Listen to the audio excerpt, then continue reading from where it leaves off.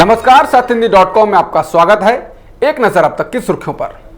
प्रवासी मजदूरों के लिए बसों की व्यवस्था के मुद्दे पर कांग्रेस और भाजपा में घमासान मचा हुआ है। कांग्रेस ने उत्तर प्रदेश की योगी आदित्यनाथ सरकार पर प्रवासी मजदूरों के मामले में घटिया राजनीति करने का आरोप लगाया है।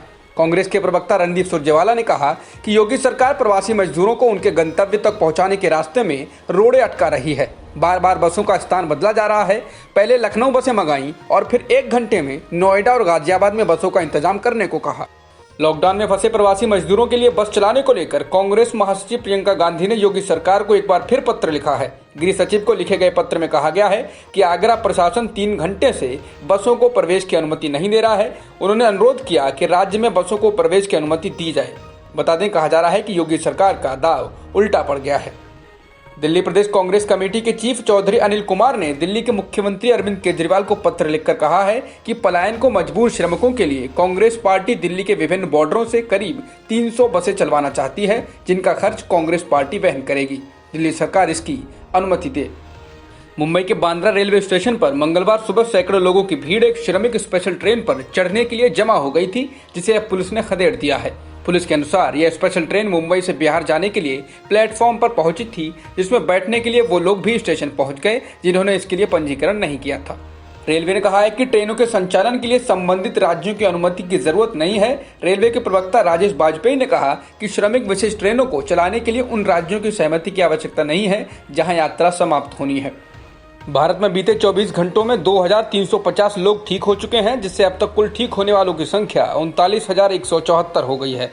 वहीं देश में रिकवरी रेट लगातार सुधर रहा है। रिकवरी रेट बढ़कर 38.73% हो गया है। देश में बीते 24 घंटों में कोरोना के 4,970 पॉजिटिव केस आए हैं और 134 लोगों की मौत हो चुकी है, जिसके बाद देश भर में अब 1,01,139 पॉजिटिव केस हो गए हैं और 3,163 लोगों की मौत हो चुकी है। इसके अलावा 39,174 लोग ठीक भी हो चुके हैं, जिससे एक्टिव मामले 58,802 हो गए हैं।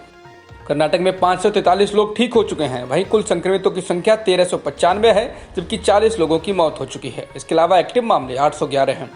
राजस्थान में कोरोना के 128 नए मामले सामने आए हैं और 1 व्यक्ति की मौत हुई है, जिसके बाद कुल संक्रमितों की संख्या 5,757 हो गई है, जबकि मरने वालों का आंकड़ा 139 हो गया है। भारत में सोमवार को 1,08,233 सैंपल टेस्ट किए गए, जो एक दिन में किए गए अब तक के सबसे ज्यादा टेस्ट हैं। इसके साथ ही देश में अब तक हुए टेस्ट की संख्या 24,25,742 हो गई है। स्वास्थ्य मंत्रालय ने यह जानकारी दी है। महाराष्ट्र में भी लॉकडाउन के चौथे चरण को लेकर संशोधित गाइडलाइंस जारी कर दी गई हैं। इन नियमों के मुताबिक मुंबई में अब शराब मिलेगी, लेकिन इसकी होम डिलीवरी की जाएगी। शराब की शॉप पर लोग खरीदारी नहीं कर सकेंगे। यही नहीं, अब राज्य में सिर्फ 2 जोन होंगे, एक तो रेड जोन और दूसरा नॉन रेड जोन। मुंबई महानगर पालिका समेत MMR रीजन की सभी महानगर पालिका रेड जोन में हैं। विपक्षी दलों के नेता शुक्रवार शाम को 3 बजे वीडियो कॉन्फ्रेंसिंग के जरिए कोरोना से संबंधित मुद्दों पर बातचीत करेंगे। बताया गया है कि पश्चिम बंगाल की मुख्यमंत्री ममता बनर्जी, महाराष्ट्र के मुख्यमंत्री उद्धव ठाकरे, DMK प्रमुख MK स्टालिन सहित कई बड़े नेता इसमें शामिल हो सकते हैं। कम से कम 15 राजनीतिक दलों के नेताओं के वीडियो कॉन्फ्रेंसिंग में शामिल होने की उम्मीद है। चक्रवाती तूफान अम्फान को ध्यान में रखते हुए पश्चिम बंगाल की मुख्यमंत्री ममता बनर्जी ने राजधानी कोलकाता समेत राज्य के तटवर्ती इलाकों के लोगों से बुधवार सुबह से 24 घंटे तक घरों से न निकलने की अपील की है। इसके अलावा उन्होंने केंद्रीय गृह मंत्रालय से भी इस दौरान प्रवासियों से भरी बसें या ट्रेनें बंगाल नहीं भेजने का अनुरोध किया है। उत्तर प्रदेश के संभल जिले में समाजवादी पार्टी के नेता और उसके बेटे की दिन दिहाड़ी गोली मारकर हत्या कर दी गई। यह हत्या गांव में बन रही एक सड़क को लेकर हुए विवाद पर की गई। हत्या की इस वारदात का लाइव वीडियो भी कैमरे में कैद हुआ है। आरोपी हमला करने के बाद फरार हो गए हैं। वर्ल्ड हेल्थ असेंबली ने कोरोना वायरस महामारी के दौरान विश्व स्वास्थ्य संगठन की प्रतिक्रिया की स्वतंत्र जांच के लिए सहमति व्यक्त की है।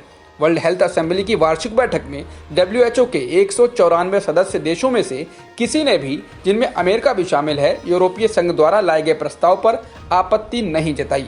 यूरोपीय संघ ने ऑस्ट्रेलिया, चीन और जापान सहित 100 से अधिक देशों की ओर से स्वतंत्र जांच का प्रस्ताव रखा था।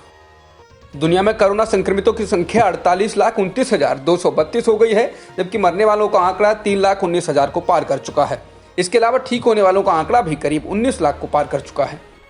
दुनिया के सबसे ज्यादा कोरोना प्रभावित देश अमेरिका में कोरोना संक्रमितों की संख्या 15 लाख को पार कर गई है। अब यहाँ कुल संक्रमितों की संख्या 15,08,598 हो गई है, जबकि मरने वालों का आंकड़ा भी 90,000 को पार कर चुका है।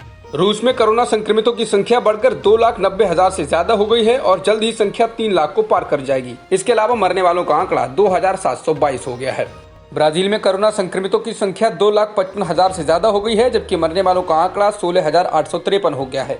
इसके अलावा ब्रिटेन में भी संक्रमितों की संख्या 2,47,000 से ज्यादा है, जबकि मरने वालों का आंकड़ा करीब 34,000 के पार है।